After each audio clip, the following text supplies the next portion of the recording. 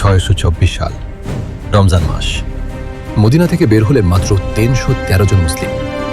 তাদের হাতে ছিল খুব কম অস্ত্র, ঘোড়াও ছিল খুব অল্প, কিন্তু তাদের হৃদয়ে ছিল এক জিনিস, অটল ঈমান।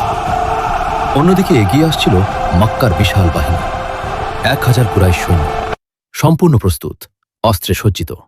তারা ভেবেছিল আজ মুসলিমদের শেষ করে দেবে। যুদ্ধের আগের রাত, নীরব মরুভূমি। একটি ছোট তাঁবুর ভেতরে দাঁড়িয়ে আছেন আল্লাহর নবী সাল্লাল্লাহু সাল্লাম। চারদিকে নিস্তব্ধতা। তিনি 2 হাত তুললেন আকাশের দিকে আর কাঁদতে কাঁদতে দোয়া করলেন, হে আল্লাহ, তুমি যদি আজ এই ছোট দলটিকে ধ্বংস হতে দাও, তাহলে পৃথিবীতে তোমার ইবাদত করার আর কেউ থাকবে না। সেই কান্না, সেই দোয়া আল্লাহ শুনেছিলেন। পরদিন বদরের ময়দানে ঘটল এক অলৌকিক ঘটনা। আকাশ থেকে নেমে এলেন ফেরেশতারা। 3113 জন মুমিন মুখোমুখি হল 1000 সৈন্যের। আর ইতিহাস দেখল, সংখ্যা নয়, ঈমানই জয়ী হয়। বিজয় আসে কেবল আল্লাহর পক্ষ থেকেই।